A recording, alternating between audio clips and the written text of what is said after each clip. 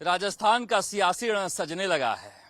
प्रधानमंत्री नरेंद्र मोदी पुष्कर में थे तो सोनिया गांधी और प्रियंका गांधी के साथ कांग्रेस के राष्ट्रीय अध्यक्ष मल्लिकार्जुन खड़गे जयपुर में थे। दोनों तरफ से विषवाण छोड़े गए और कोशिश की गई कि राजस्थान के रण में कांग्रेस और बीजेपी के नेता अपने कद्दावर नेताओं के जरिए छाप छोड़ते हुए नजर आए। शुरुआत कर लेते हैं प्रधानमंत्री नरेंद्र मोदी की रैली से। इस रैली में दो नई बातें कही गई। एक तो पहली बार राजस्थान में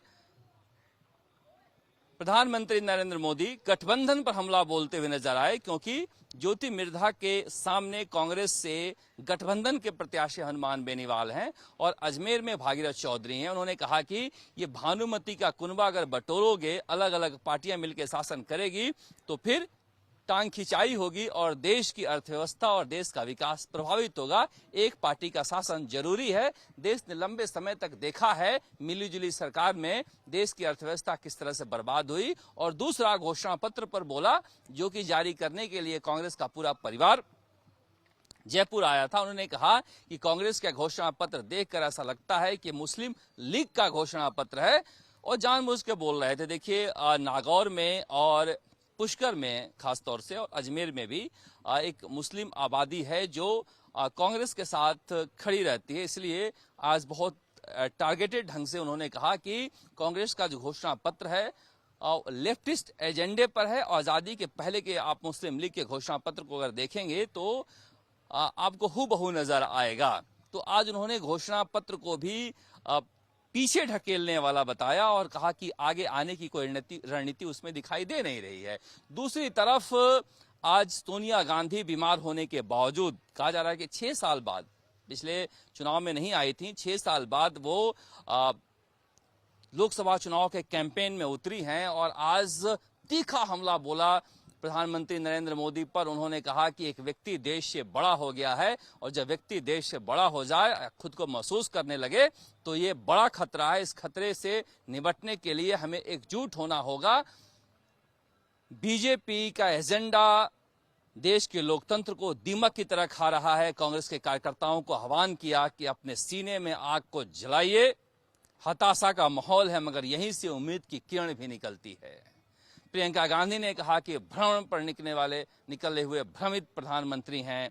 सचिन पायलट ने कहा कि दो विचारधाराओं की लड़ाई है और हम साइनिंग इंडिया को 2004 में जिस तरह से ध्वस्त किए थे, सोनिया गांधी के नेतृत्व में फिर से इतिहास दोहराया जाएगा और 2024 में भी हम प्रधानमंत्री के एजेंडे को 400 पार के ध्वस्त करेंगे।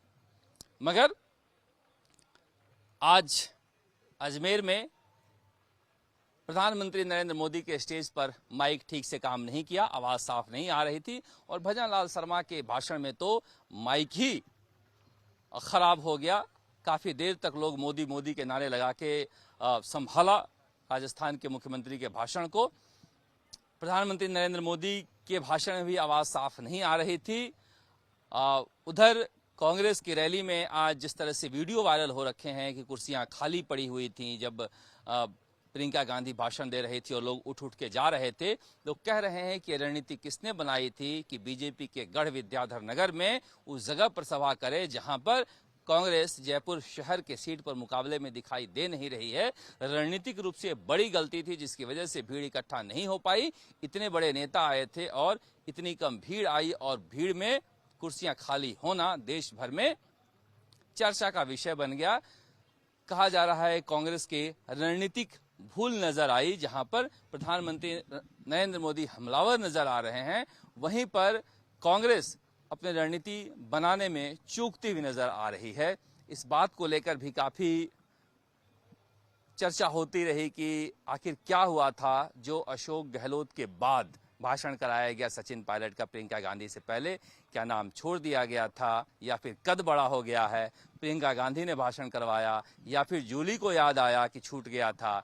इस तरह की कई कहानियां सियासत में चल रही है, मगर फिर भी प्रधानमंत्री नरेंद्र मोदी आज यहां पर विधानसभा चुनाव में हारे ज्योति मिर्धा और भागीरथ चौधरी दोनों को फिर से बीजेपी ने टिकट दिया है, तो दोनों को जिताने के लिए जोर लगाते हुए नजर आए। और कांग्रेस उम्मीद कर रही है कि सोनिया गांधी की सभा के बाद शायद कांग्रेस के कार्यकर्ताओं में करंट दौड़े और इस बार बीजेपी के हैट्रिक को रोकने में हम सफल हो जाएं। आप देखते रहे चुनाव आज तक। नमस्कार। पुष्कर से शरद कुमार।